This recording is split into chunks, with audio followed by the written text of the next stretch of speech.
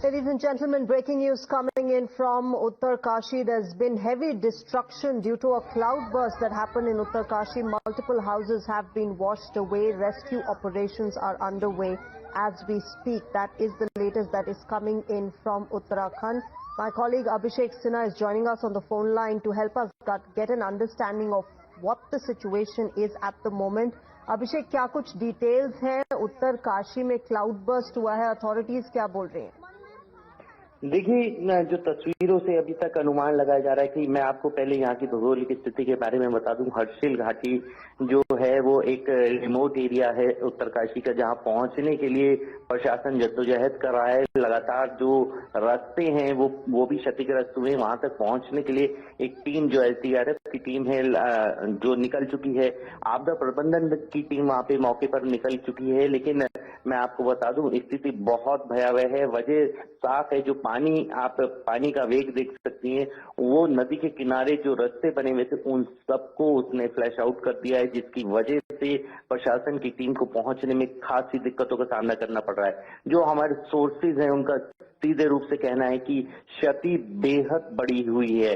ये ऐसा हो सकता है कि ये क्षति बेहद ज्यादा खतरनाक हो और बेहद बड़ी क्षति है, जिसको देखते हुए प्रशासन की तमाम जो टीमें हैं वहां पहुंचने की तैयारी कर रही हैं और कोशिश कर रही हैं कि वो जल्द से जल्द वहां पर पहुंच सके। जी अभिषेक, मैं आपके पास लौटूंगी। Let's listen in viewers to what Uttarakhand chief minister Pushkar Singh Dhami had to say about the situation. Dharali क्षेत्र में बादल फटने की अभी सूचना आई है और बहुत तेज गति से मलबा आया है पानी के साथ।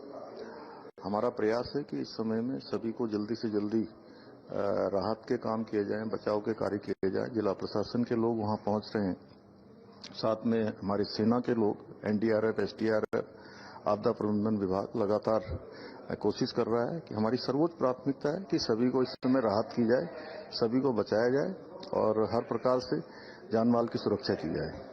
That, of course, is the Chief Minister saying that, proper arrangement is being made and rescue operation is underway. My colleague Abhishek continues to be with us on the phone line.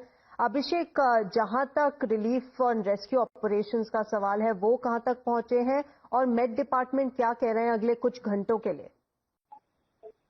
देखिए, आने वाला जो मौसम विभाग के alert है वो अभी भी जारी रहने का अंदेशा आ गया है कि अभी 24 घंटे और मौसम खराब होने की संभावना है। वहीं मैं आपको बता दूं, जैसा कि मुख्यमंत्री वे बता रहे हैं कि जो उनकी टीमें हैं लगातार वहां पहुंचने की कोशिश कर रही हैं। ये एक दूरस्थ इलाका है, ये उत्तरकाशी का एक बॉर्डर एरिया कहा जाता है, जहां बेहद मुश्किल होती है पहुंचने की वजह सिर्फ रास्ता है और मौसम खराब है। हेली सेवाओं से पहुंचा नहीं जा सकता क्योंकि वहां बादल पूरी तरह से क्लाउड बस्ट हुआ है वहां पे और मौसम बेहद ज्यादा अंधेरा हो चुका है वहां उस एरिया में, और इसकी वजह से वहां हेली सेवा का उपयोग भी नहीं किया जा सकता है। लेकिन पहुंचने का जो प्रयास किया जा रहा है एसडीआरएफ की टीम से, जैसे हमारी लगातार हम फोन करने की कोशिश कर रहे हैं, उनसे बात करने की कोशिश कर रहे हैं, लेकिन उन लोगों से संपर्क नहीं हो पा रहा है। वजह साफ है, वहां पे नेटवर्क की भी बेहद बड़ी समस्या है, जिसकी वजह से आधिकारिक लोग भी एक पुष्टि नहीं कर पा रहे हैं कि एग्जैक्ट हुआ क्या है वहां पे। वहां लोगों से बात करने की हम कोशिश कर रहे हैं। ऐसा माना जा रहा है कि वहां नेटवर्क भी पूरी तरह से फ्लैश आउट हो गया है, जिसकी वजह से लोगों से संपर्क साधना मुश्किल हो रहा है। लगातार एसडीआरएफ की टीम और जो लोकल प्रशासन की टीम है वहां पहुंचने का प्रयास कर रही है। मैंने बताया जैसा कि वहां रास्ते पूरी तरह से क्षतिग्रस्त हो गए, जिसकी वजह से वहां पहुंचना अपने आप में एक चैलेंज भरा काम है। अभी गांव के जो लोग हैं जो मौके पे हैं वही लोग वहां रेस्क्यू ऑपरेशन उन्होंने ही चलाया हुआ है, जिसकी वजह से अब थोड़ी सी देर में सूचना इसकी मिल पाएगी जब प्रशासन की टीम मौके पे पहुंच पाएगी। जी अभिषेक, मैं उसी चीज पर आ रही थी क्योंकि वहां पर गांव है, वहां पर होटल है, होम स्टे है इस एरिया में। कुछ अथॉरिटीज की तरफ से आया है, कितने लोग रेस्क्यू हो चुके हैं, कितने की फंसे होने की संभावना है, कुछ ऐसा इंफॉर्मेशन मिला है अभी तक अथॉरिटीज से? देखिए, अभी अथॉरिटीज से ऐसा कुछ भी बयान अभी सामने नहीं आया है, लेकिन जो हमारे संपर्क सूत्र हैं वो बता रहे हैं कि जैसा कि 2 बटालियन की एक वहां पे टीम हमेशा रहती है, जिनकी वहां पे ट्रेनिंग कैंप होता है।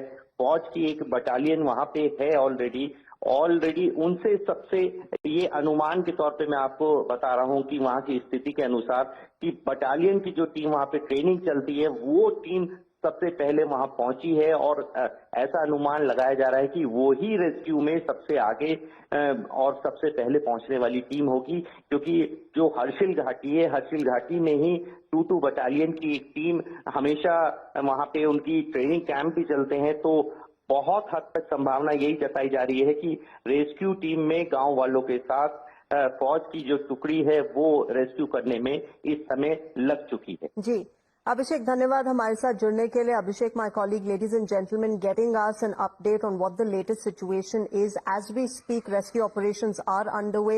A cloudburst has happened in Uttarkashi. The government and authorities have pressed the NDRF as well as columns of the Indian Army who are presently undertaking that rescue and relief operation. We'll keep getting you more details of the latest situation as well as people who have been rescued. But at the moment, it's time for a short break.